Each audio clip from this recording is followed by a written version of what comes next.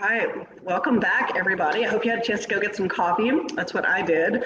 And I'm ready to jump back in here with my friend Leslie Grover. I'm very excited about this conversation.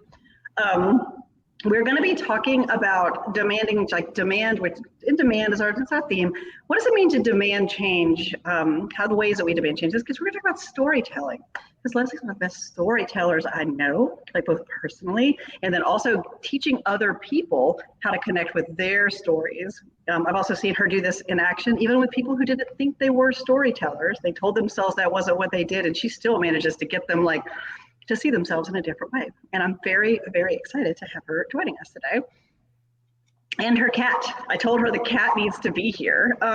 So a little bit about Leslie. So one, she, as you see, got that PhD in her name. She can talk about that later, where that comes in. But she is the managing editor for PushBlack, which is a site that amplifies the voices and the stories of Black amplifies Black voices across the nation. This is she's based in Louisiana, just like me, but this is a national publication. She does a lot of really interesting work around community. She's a fiction writer, and yes, the name of the book is "The Benefits of Eating White Folks," which I find hilarious every time I say it out loud. That should tell you how this conversation is about to go. So Leslie's also one of the funniest people that I know. So I always want to thank you, Leslie, for taking the time this morning to talk with us. Is there anything else that you would like to add? First of all, thank you for having me. No white folks were eaten or harmed in the writing of that book. So just want to let you know. So. Well, cool. And then y'all know me. I'm Mary Ellen. I'm the CEO of RepCap, or Content Marketing Agency, and I'm also the publisher, managing editor. So if you haven't seen me yet, I've been on this is my third session of the day, so lots of coffee. So what are we going to talk about? We're going to talk about using stories to drive change and to demand change and to change people's mind. And Leslie, the first thing I just want to ask you is like, when you say story, like we talk about storytelling, what does that word mean to you when we say stories? What's a story? A story is just a way of being in the world, or a way of acknowledging how someone else is or has been in the world, depending on your viewpoint. And we all are in the world. And when we're no longer, we will still have been. So those are just stories, even those who are yet to come. It's just really about existing. And people often think about stories as being about fiction, but stories aren't just fiction, are they? Oh, absolutely not. We are full of stories, and I am completely I think it's James Baldwin that has that quote about how we're made up of stories and change, if you change one thing, you're changing the story, one thread. We're all made of stories. I mean, think about it. Growing up, you were told stories, true or not, or you even tell yourself stories about things going throughout your day. Like assume you log on and both of our screens are black. Before anybody knows what happened, you're already making up a story about why this is happening because screens have been on all day and you've been engaging. Now the screens are black and everything is silent. The story you tell yourself about that is one thing. And even the way that we talk to ourselves, our internal dialogue, those are stories too. And they can make us or break us. So really, there's nothing that exists about us or about those around us that isn't story in some way or another. I think we do tell ourselves stories. Like I think you mentioned, like we don't, before you even know what's happening. I think in many ways, the less information we have, the more we fill in gaps. Yeah. Stories. And I think sometimes how you can have the same set of facts, for me, many of you know, I was a journalist in a previous life, and I'm a nonfiction writer by training. But one of the things that I learned very quickly as a nonfiction writer is that everybody has a narrative. Like you can have the same set of facts and the things and how can they each describe it so differently?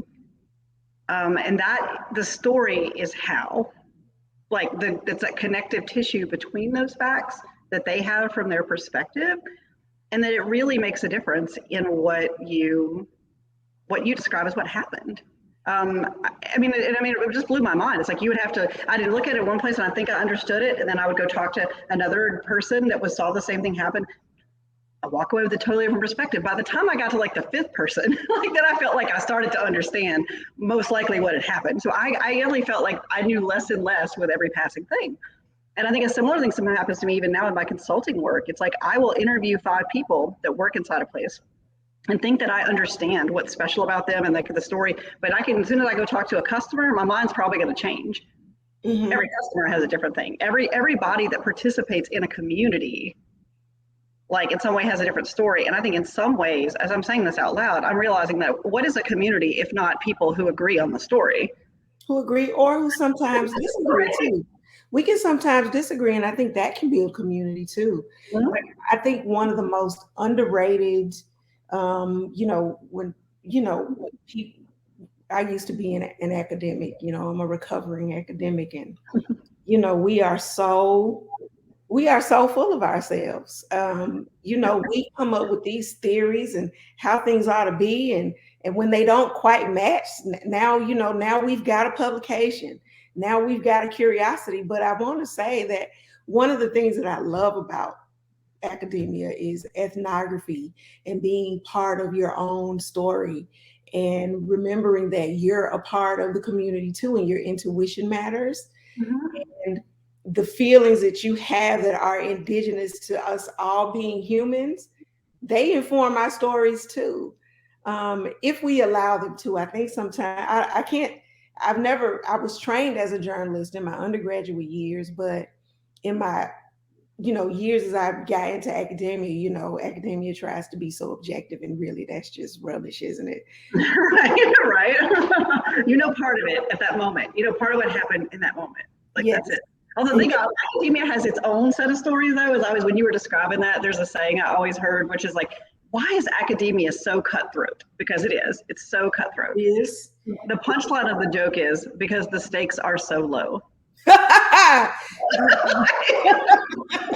which is like, because people don't fight like that when the stakes are high. So you start fighting over who gets to sit in like what desk, and you start fighting over that should tell you something about your mission. Like something about you. Like, what are you doing? Like, what are you doing?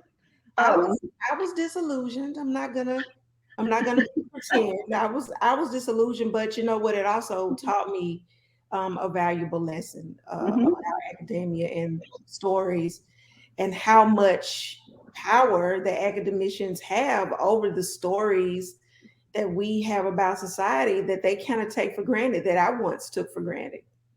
But once I realized that power, it was too late. I was leaving by then. I'd already made my decision to leave. But the way we frame things, the way we write about things, the way we talk about things, even the way we gather data about things, or that impacts whether some medicine goes to trial or whether or not a side effect is considered lethal. I mean, those are things, or even just whether or not a social movement that's happening is really a social movement. So, when you talk about change and stories, we got some power in academia. I just think there's too many of us that don't understand that power. Well, that's funny. You mentioned data, and this is where what I think is interesting, because everybody likes to talk about data-based decision making, but as far as I can tell, nobody actually likes to make decisions based on data. Like, they really don't. Even people who would tell you that they like data, and I know Ashley, I think Ashley's in this chat too, she's got a session later where she's going to talk about how our different thinking preferences will shape like what kinds of, the way we make those decisions and the kinds of content we can put in front of people. But I find most of the time, even the data-driven people, they really actually already have a narrative. Yes. And they are using data they just want data to support it. And they aren't going to feel better until the data does support it. And they'll keep looking until they see it. But like, they tend not to actually start at the data, because that's a very difficult thing for humans to do. And when I think about data, all data can be used to tell like whatever story, in some ways, like not whatever story you want, but you can choose what to keep in, what to keep and what to leave out. Yep. And there's a lot of that, including in academia. Yeah. There's that in journalism. I mean, I think it happens in marketing. It happens everywhere. Like, the narrative, even when you're not aware of it, the narrative is like driving. Oh, that's right. I forgot Ashley was also she's also a recovering academic. I forgot about I know you like, both like teaching. I think the thing that probably brought y'all both into this is how much you love teaching. So like, but it is interesting to think about how we tell those stories. So thinking back, about what's the time that somebody told you a story that changed your mind? Because my theory is that like people only change their minds because of stories. No matter what they tell me their preferences are, it's a story that changes their mind, because a story, they have to change their story, and data can't change my story. Only a better story can change my story. Yeah. What's the story changed your mind? That's such a powerful question, and it's such a good question. And let me say that I've had access and honors to be privy to so many stories. And I'm always that person that people will walk up to and just share their story with randomly. I guess it's just something about me. I love it. You got one of those faces, and so do I, and it makes it hard to travel. Yeah. Weird stuff. Like people will just come up and start talking to me, or they'll, Also, for the record, you also just come up and start talking to people too, which I also do that. So. Yeah, that's true. All right, so go ahead. Maybe turnabout is fair play. Mm-hmm. So I think one of the stories that really changed the way I do things is as you said before, I do community work, and I do believe in a lot of justice-based work, community-based work. And we were doing this session at a community, like a community festival, a community gathering. And the goal was to talk to the community. We were gathering information because we were going to build this program and talk to community members about what it was supposed to be, a public art exhibit at the end, something that everybody in the community was going to come and, it was going to be like this, this spectacle where you could go to this place in the community and just really feel good about what you saw and know that, hey, many hands made that, my hands made that. And it was really securing people in understanding that they are a part of a place, regardless of how that place may be viewed by the outside world. And we were asking questions, and there were other community organizations there. And one person from another organization stood up and said, hey, we know that this community has a lot of crime. We know that this community has a lot of unemployment, and not a lot of people here well educated. I just want to know what you all think about, how you see this project growing. Some question to that effect, but it was, real intelligent, real describing the community. And a woman stood up and she said, don't you ever come into my community and tell me that my community is crime-ridden, jobless, and full of uneducated people. She said, I have lived here 30 years and I'm never leaving this community because I love this community. I was born here. My children were born here. My children have gone away into the world and have needed to come back home. They have come back here. She said, I have had opportunities to go all over the world and do everything I wanted to do, but I have done exactly what I wanted to do, and yet I've remained in this community. She said, so before you decide that you're going to come into another person's community and tell a story that you see from the outside, the first thing you need to ask is, what is it that we like about this community? Because you're assuming that we're just all sitting up here enjoying crime and wanting to kill each other because we don't have money and we ain't got no education. She said, think about that one. And then she sat down and crossed her arms. And I was just blown away. And I was blown away because, it didn't occur to me at the time that when looking at stories, talk about coming in with a framework. When that person asked that question about the project and trying to get a feel for how it was going to go, everybody in that room that was not from that neighborhood, I can assure you, most likely felt the same way. They were thinking, oh, okay, crime-ridden, unemployed, what are we going to do here? What could possibly, what could be the impact? So when she told that story of how that was home for her and how that was a source of pride in her life and her children. And she went on, and later on, she talked about her neighbors, and she made a really great contribution. That story changed my life that day. It gave me a new respect, particularly coming as an outsider into other people's presence, even in someone else's being. It taught me to ask, to start from an asset-based approach rather than deficiency. And ever since I started doing that, it has completely changed the narratives that I have about myself, about from my personal self all the way to places like, traveling in other countries. Just it's her words and her story impacted me like that, because it seems very simple. On the outside, it just looked like, wow, this woman is not here for y'all talking bad about her neighborhood. But and I'm not doing a good job explaining how she shifted the energy of that conversation and what I think I can feel it. it changed it. Yeah, no, I think I understand. I see where you're going, because I do think it would change like the whole. And I think so. Okay, so I'm gonna like tie this even into marketing for y'all just a little bit. Like, we often talk about our customers. I'm just gonna give you all an example in my universe. I market a lot to HR, and there is this narrative that has been running for a long time. The whole HR wants a seat at the table, like the seat at the table narrative about HR. And people will use that kind of language, like especially if they come in from outside and they are new to the industry, and they're like, I'm just gonna help them get it. What's their pain point? They're just trying to get a seat at the table and they want to be taken seriously or whatever. And I gotta tell you, that is the kind of thing. If you were selling into, maybe at the SMB level, if you were selling into enterprise HR, and you are trying to get the chief people officer of a fast growing like funded startup or like an enterprise company, I promise you, that woman has red bottom shoes and she walks into whatever room she wants. And if you come at her with some story of what you think her narrative is, that she wants a seat at the table, it's like, no. Like, she's already got her seat at the table. She's actually dealing with serious business problems. Like, that woman has confidence and she does not need to buy.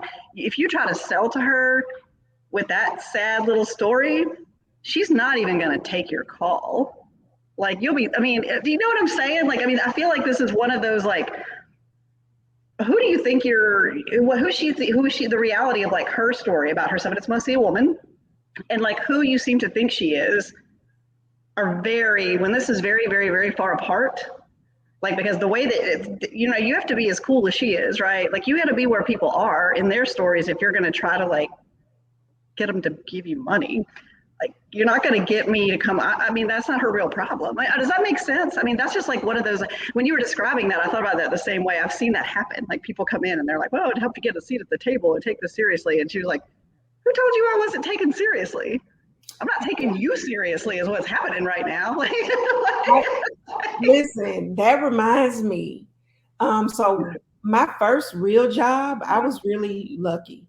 My first real job was with NASA, right? And I was like in the building. Like, I was a procurement officer for NASA, and I had a really unique position because I got to work around the entire organization, the entire agency. And at the time, I was pretty young. Like, I was 24, 25. Like, I didn't even know this. This is interesting. I was a baby compared to then. No shade to any. If you're in your 20s, I'm not calling you a baby. I'm just saying that at my big age now, looking back, I was a baby back then. And I would be in the room, and all of those old male executives, let me just say that, would walk into the room. And if I was getting ready to give a presentation, or if I was just in the room, just in my moments, or waiting for other people to arrive, or if I even showed up, it would not fail that they would ask me to go get coffee, or if they would ask me when was my boss arriving. And I would always say, well, I can order us all coffee. I assume it's your treat, right? Or my question, or I would say, well, my boss is actually at HQ in DC, but I'm doing the presentation here today. But if you would like to reach out to my boss or something, do y'all want to go play around the golf? Because right now we're about to talk agency business. But they looked at me and they saw a young person, a woman, and let's not play. They saw me Black, and they were like, "Oh, she's gonna make us a good cup of coffee. She's gonna know where we can get coffee." I was asked to get coffee, make copies. Where can they hang their coats? Where's a good place for us to get lunch after this? Oh, are you taking notes today? No, about note taking. You want me to? I mean, like, nobody wants any notes I've ever taken.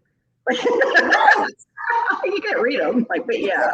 But they saw someone and they immediately made assumptions about my story, before even walking in. And true, that it's a male dominated agency there. It still is. I'm sure after all these years, not much has changed. But yeah, you can't that outside story and those assumptions and how we carry ourselves, they can definitely make the difference. And I don't do that anymore. I don't assume. I might have a story in my mind, but I'm not going to act on it, until I'm really, really sure. I think it's natural to have those stories. I think that's the thing. I just acknowledge that it's perfectly natural. And if you're aware of it, then you can be conscious of what am I bringing to the table here? What story am I telling myself? I will also tell you, I think that remote work makes this kind of worse in some ways. Mm-hmm. I think I've noticed this over the year of managing teams that are remote. It is very easy to sit in your house and tell yourself a story based on the limited information that you have about what's going on, say in your boss's brain or your team members' brains. Yeah. And that's dangerous. That's very dangerous. Mm-hmm. I will say this, I manage a team of about 6 writers, and my role is managing editor at PushBlack. And I think one of the best things that we do as a team is we have these moments where we just check in and we're just chilling together, and it's not like a forced come to this gathering, but it's more of at the beginning of our staff meetings. Some of our meetings are just about, how y'all doing today? What did you do this weekend? Or just anything, getting to know one another. And what that has done, first of all, it increased morale. It's just like a check-in question. So it's increased morale. The second thing it did, though, was we found so many commonalities and an ease with one another now that our team synergy and our productivity is really skyrocketing now. And then we feel more comfortable around each other. It's easier for us to create together. It's easier for us to work through creative differences that we might sometimes have to, just because we took a moment and we didn't make up stories. And I try to make the environment one where you don't have to make up stories, or where you can be transparent with your stories.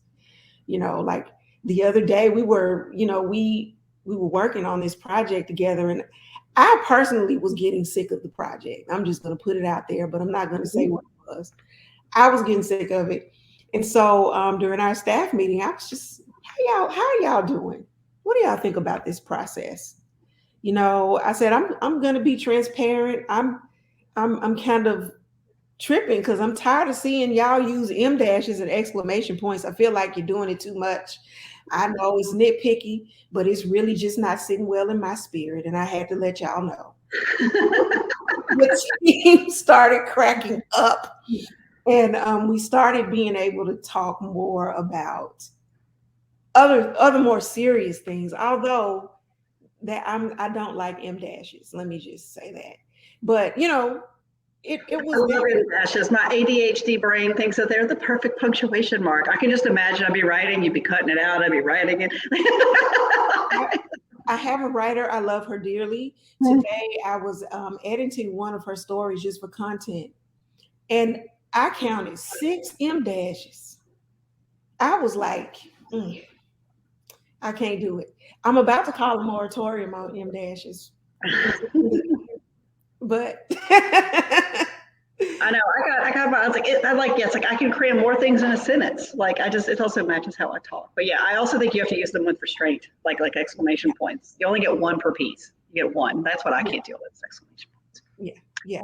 Um, but yeah, no, this is interesting. I mean, yeah, it's like thinking about these stories that we tell ourselves. There was another thing we talked about earlier this week as we were preparing for this, and I got to ask you because I think sometimes strong emotions, we often process our strong emotions through stories, and people have strong emotions at work. So I need us to not pretend like we don't, right? Like in B2B, even. Have you had a chance to see Wakanda Forever yet? Yes, I went that same afternoon. Okay. What did you think? Because I mean, you want to talk about storytelling and like how they had to pivot. That was a way to process grief for those creators as well as the fans. What did you think about it? I thought it was beautifully done. I was not worried about how they were going to tell the story because I know Ryan Coogler's work, and Ryan Coogler is an amazing storyteller. But I was so verklempt going into, and I forced my son to go with me. I forced Ethan to go with me. I don't think it was a Monday afternoon. He was getting home from school. He didn't want to go see a movie with his mom. He wanted to go and text his friends because he has to leave his phone at home. But he went with me, and I was immediately in the movie tearing up. Like I felt everything, was openly weeping in the movie, even though I'm a G, cry in public. I was crying in that movie. We talked about this. I told you were going to cry. Yeah. We're not going to give away spoilers. We're not going to give away spoilers here. But how many of y'all seen it? I guess I should ask. How many of y'all? Anybody want to say a no spoiler alert in here? Like drop it in the chat here. But what else? Like so you did cry, which I totally cried. I ugly cried. You cried, but I appreciated. There's something about Black storytelling that, particularly these types of stories, that is that just honors Black culture in a way that other types of storytelling don't necessarily give us opportunities to do. And intuitively, tell me, what does that mean to you? Like as a professional person who tells stories and like does this literally, like what is the difference between what is special about Black storytelling?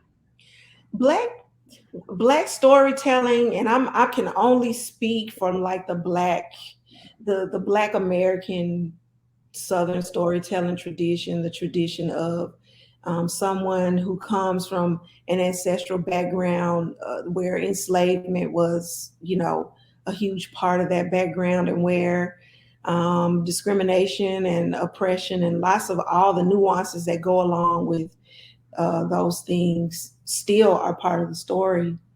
But being able to, the Black people have always had an oral tradition. And there are so many things that Black storytelling can do with just a few gestures or a few sounds that lets you know exactly what's going on. So for instance, if those people in the room at NASA with me had asked me to make coffee, and I had just sat down and gone, everyone in that room would have known what that meant for a moment. They may not have necessarily put their finger on it, but they would have known that, hey, maybe we're out of order, or she's crazy. Something would have come to let them know you ain't getting no coffee today from me. Okay. There's also this, I don't even know. It's part of just the way that I know a lot of Southern Black people communicate with each other, and even a lot of people who I have to tell you a story. I was in New York and I was on the subway, and this was early, like I don't know, early on a Sunday morning. I was going, I don't even remember where I was going, but the Saturday night people who had been out clubbing were also on the subway. And there's a man and he's had too much to drink, and so he goes into the corner and he starts, throwing up everywhere.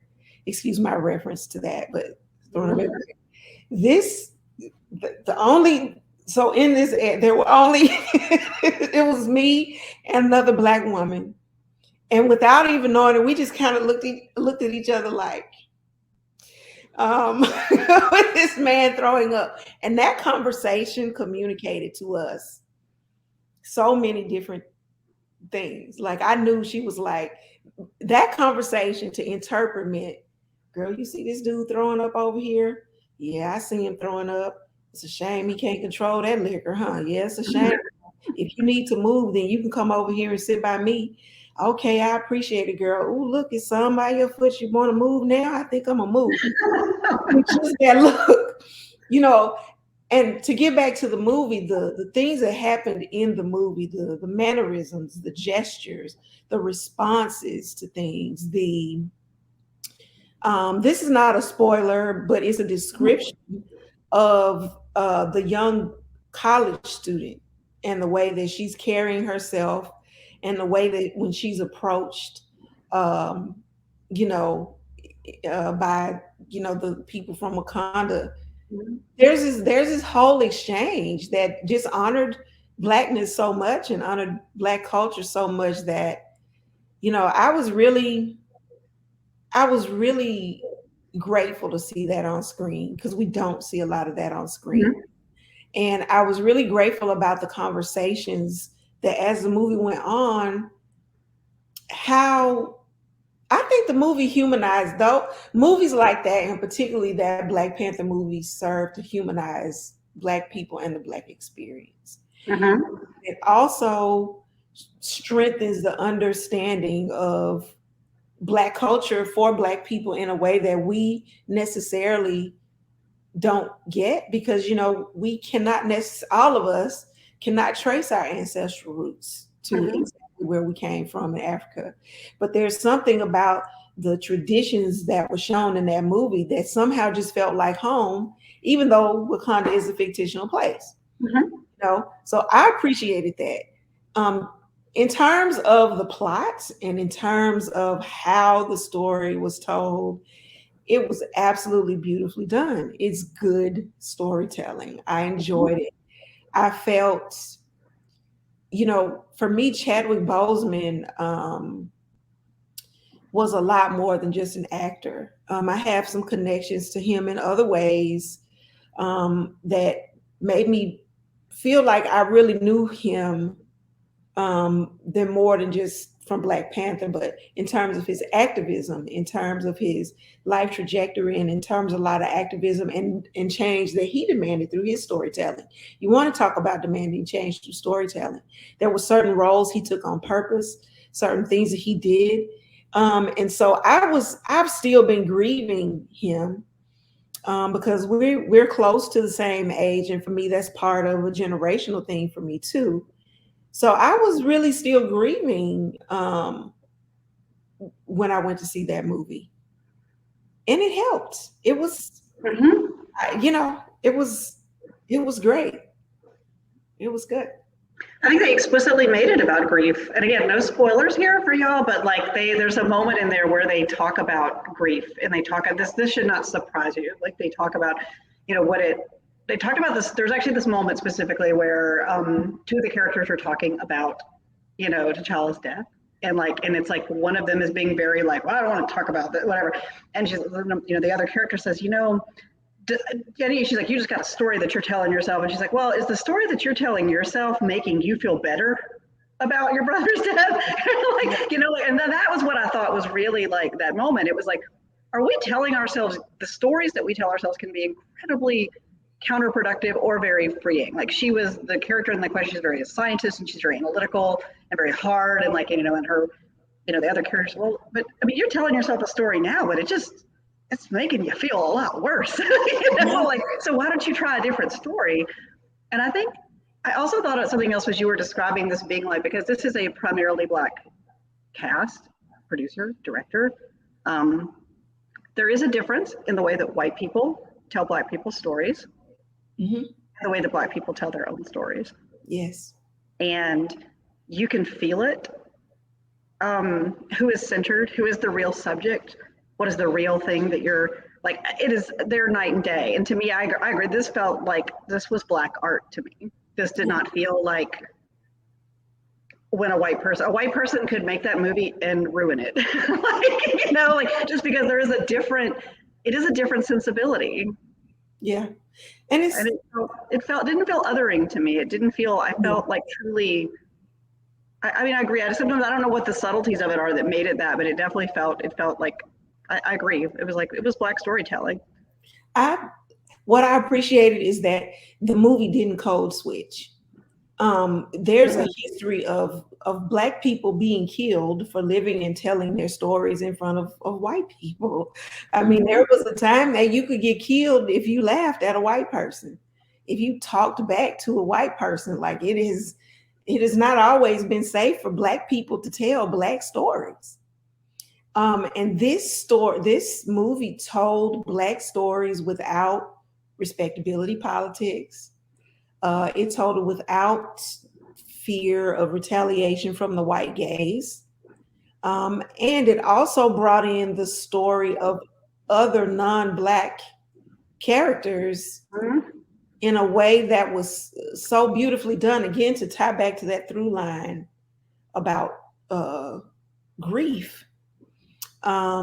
It really proved that even in the midst of all of this beautiful Black storytelling, that grief is an emotion that all of us can really, when we tell stories about grief, when we allow ourselves the vulnerability of grief, how healing it can be. Yeah. No, I really do. I think that it hit the mark for me. I cried, but I felt better after I left it. So that was 100% true. Talk to us about PushBlack a little bit, because you talk about those stories and like those different ways of telling the stories, because that's what PushBlack is dedicated to.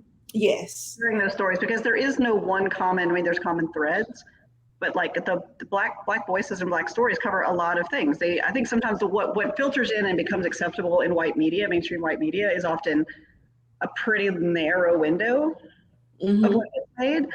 But you've specifically dedicated your work to making sure that a wide variety of stories get told. So talk to us about that. Where did that come from? Like, what was the motivation? How did you get involved in that? Like, what kind of stories do you tell?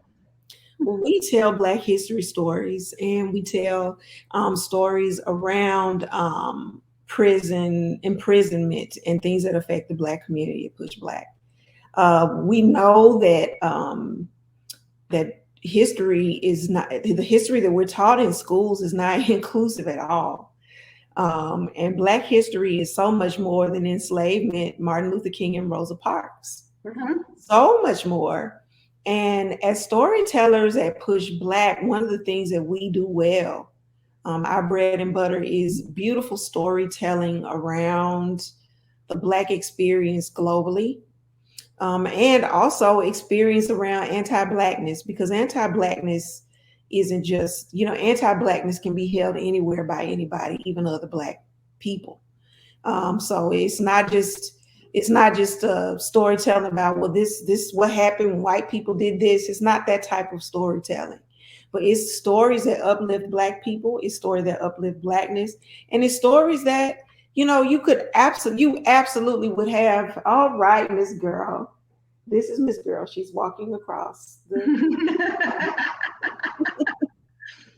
But it's those stories that absolutely can change the way that you are in the world, and can change your existence, and can move you to action just by knowing stories. So it's just that's what we do. Now, how I got involved was, I have to tell you, when I decided that I was leaving academia, one day I said, I'm done here.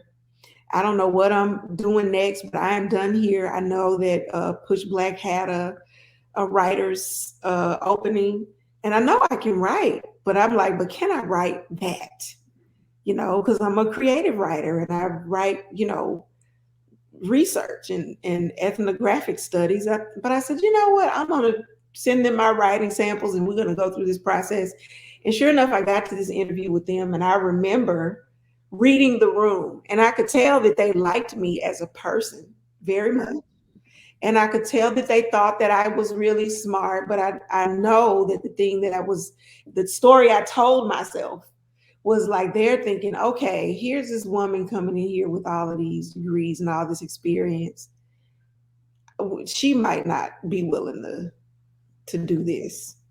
And so I remember at the end of my job interview with them, I said, look, I know you see all of these letters behind my name. You see all of this stuff. You can forget about that. I want to write. I want to learn. I want to tell stories.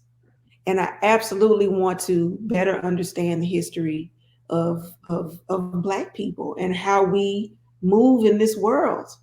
I said, that's what I want to do. And if you will give me the chance, all the energy and all the things that it took to get all of these accolades you're looking at, I'm going to bring that to you. And I'm going to write that to you. And I'm going to learn that and I'm going to give it my all. So you just give me a chance to show you and I'll show you. I promise you. I said, and I appreciate y'all interviewing me.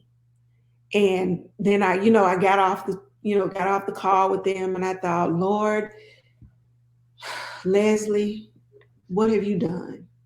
You know, and sure enough, they offered me, they said, okay, you know what? We're going to give you 90 days. And they did. And it was great. And I loved it.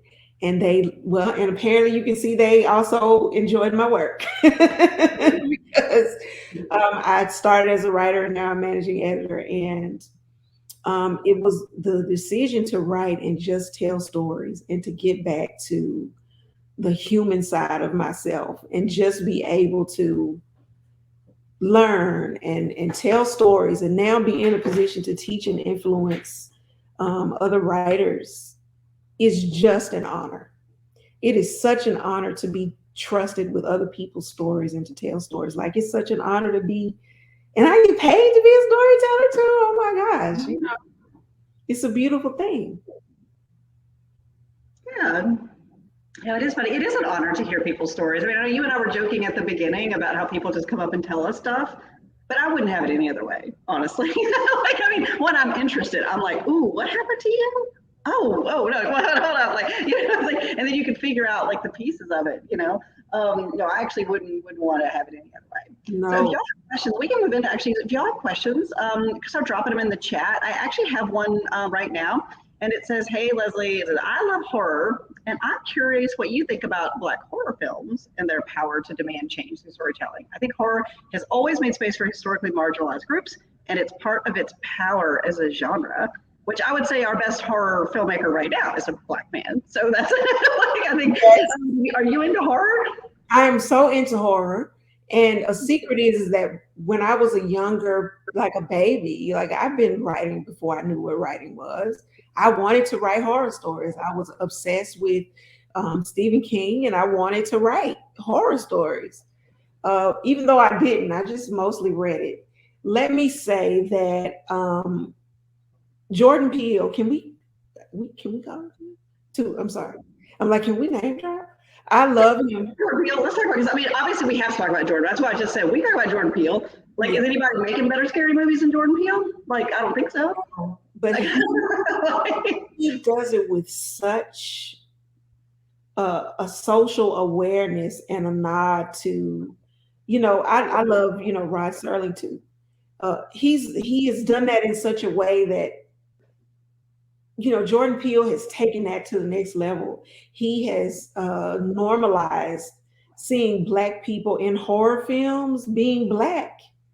Like if you saw Nope, Nope was amazing and so weird. Now that was just black. Now that's a black film. It was just black. Everything from the mannerisms to the way that was just a nod to the culture, and I absolutely love it. And I tend to be, even though I'm a historical fiction writer, I tend to my writing can be, it's pretty real. And I think that we can go even further with black horror. I know that we will. I've seen some of the stuff that's coming down the pike that Jordan Pike's Monkey Paw Production Studio is working on, and this is a good time for black horror. I love it, and I think that but I will say this too: there also have been attempts to emulate Jordan Peele's black horror movie that really was bordering on the edge of just revenge films and slasher films, and there's room for those too, let me say, and at the same time I think more Jordan Peele-esque work is needed. And then last thing I'll say about this is something that I'm working on myself, but like, when you look at any ghost story, any American ghost story, generally there's a reason that the ghost becomes a ghost. Like Freddy Krueger became Freddy Krueger for a reason, or Michael Myers is Michael Myers for a reason. They didn't just hop up and say, we're going to go kill. Like something happened to them to make them do it. And it always astounded me, like, why they're not more black? Because black stuff happens to like black people all the time. That's like crazy. I'm like, why haven't we done this sooner?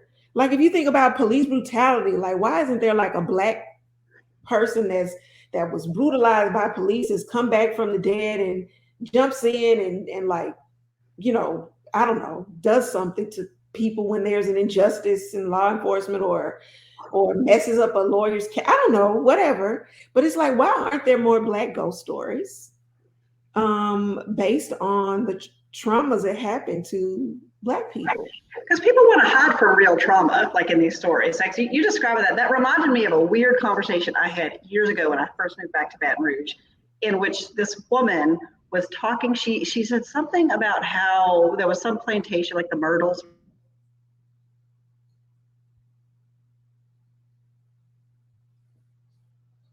A lot of bad things happened at that one, and it's like, honey, a lot of bad things happened at all of them. Like, and just this look on their face, like, you want to talk about narrative? If you would, plantation narrative is a great. Which character are you in the plantation narrative? Right? Is it really great? Is it a place where you have fancy weddings? Right? Like, I mean, that's where you want to talk about the power of narrative. But I mean, she was like, "Oh, that one's haunted," and it's like, "Well, baby, I'm pretty sure they all haunted." If that's criteria, I don't know. What do you think in haunted? If like that was I think sometimes it's like it's too much. It's like only whenever I think like black filmmakers got power could they tell those types of stories. Because when you think about Get Out, it's like, I mean, that was a horror story and it was also really funny. And I still just like wonder, like, man, how did he trick somebody into letting him make that movie? It was like too good. It was too good. And then I think there's also this idea that like, I was thinking about this with like, I'm really into sci-fi.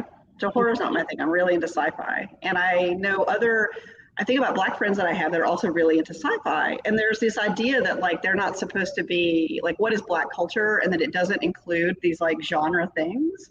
Yeah. Which is so not true. Not true. Right. It's so not true. It's like, Octavia Butler, if you're not reading, like, what are you even doing? Like, are you even a sci-fi fan? Get out of here. Right.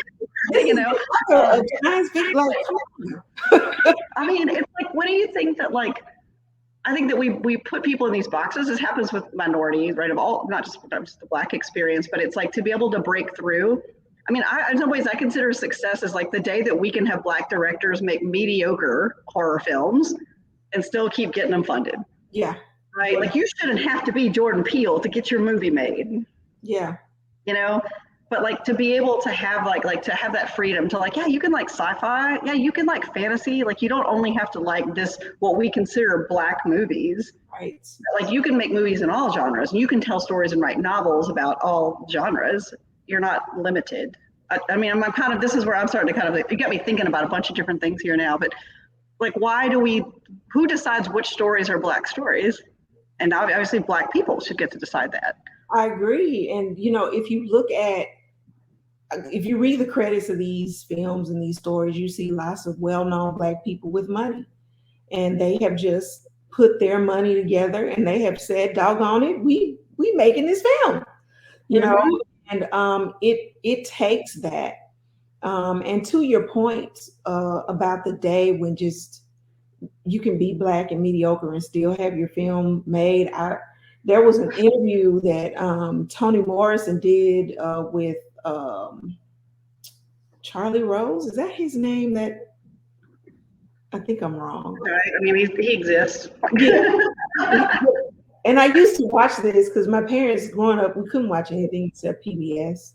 And he interviewed people. Rose is his last name. But anyway, he was interviewing Toni Morrison. There's a clip of him. And he's asking her, when is she going to write about white people, you know, in her books and, you know, or regular people or mainstream people. And he says, and Toni Morrison says, that Black people are normal. You know, this is my reality. This is normalized. Like, it shouldn't be strange that a Black writer is writing about Black people. You know, like and I think one of the things that she helped to do was normalize Black stories in a way that just made them stories, which they are just stories. You know, but I think until we can get to that point, it's always beautiful to see such good storytelling because that voice hasn't been there long. You know, and even those Blaxploitation movies, not all of them were Black filmmakers. Most of them were white filmmakers with Black actors. I wish we had another 30 minutes to talk about Quentin Tarantino for a second. That's a white person that got a lot of acclaim for telling Black stories. Like, 'cause I mean, he's definitely the white dude who's like, but I have Black friends. Yeah. You know, like we can talk, that's its own session. So, well, cool. Well, thank you so much for doing this. We are at time, and as I know, I could talk to you about this stuff all. If y'all want to connect with Leslie, Grace has helpfully posted her link in here, in the chat here, and then also mine. And Tatiana, that's a great question here at the end. I guess we'll take the 2 minutes to answer it. And she said, I was wondering if you might have any advice for how to write stories that move people to action. So like we've kind of been sharing stories about the stories, but let's take it tactical a little bit. Like Ashley would call that take it green, like in the whole brain thinking, she'd go green over here. So what do we do? So we want to tell better stories and we want to move people to action. What can we do to make our stories? One of the things that's really effective that I've learned is that you weave in your points so that by little in the story with facts, with a little engagement emotionally, so that by the end of the story, people are feeling a certain type of way without you telling them, hey, don't be mad about police. You don't want to tell them, be mad about police brutality because it's not right. You want to weave in little things about the story and tell the story where by the time the reader gets to the end of the story, they've said, you know what, this is really not right. We should do something about this. Where they feel such a personal connection. And when they have followed those little breadcrumbs that you placed strategically in the story, that's how you do it. I think sometimes we get too explicit with what we want people to do. When we should be subtle. We should let the story tell itself in such a way that you want to move people to action. That's part of what we do at PushBlack with our stories, you know. So that would be my advice. Yeah, it is the old show them, don't tell them. I mean, some people do love a good checklist, right? And so that might be almost think of this as separate pieces. of the process, like of the journey. It's like I always tell people I put out in content strategy, I have white papers that introduce the big idea. I have case studies that tell stories and humanize it. Ashley's gonna love this because I'm like, case studies are yellow. I mean, white papers are yellow, case studies are red, they're social. Case stories is the way to think about it. Analytical is that number part of your brain, like that's where you give them those facts. And then that last piece is that checklist, that action item. And I think, yeah, Tatiana, you should definitely come to the whole brain thinking thing because you just asked the greenest question ever, which is like, what am I supposed to do? How do I tell a story? Is like the most beautifully green question in that scheme that I've ever seen. But this was really, really helpful. And please, y'all do reach out to us. We're happy to take more questions one-on-one. You can find us on LinkedIn. And then, you can always, Leslie does workshops and she does other things. Like I've sat in some of her little classes. They're very good. They're like shake your brain loose in some interesting ways. So thank you so much for having me. This is great, Mary Ellen, as always. Thank you. All right, I want that cat to come right back by one last time. she's here. She's like resting on my keyboard. She is. Okay, now we can say goodbye. Now we can really say goodbye. So, all right, thanks, y'all. Thank you.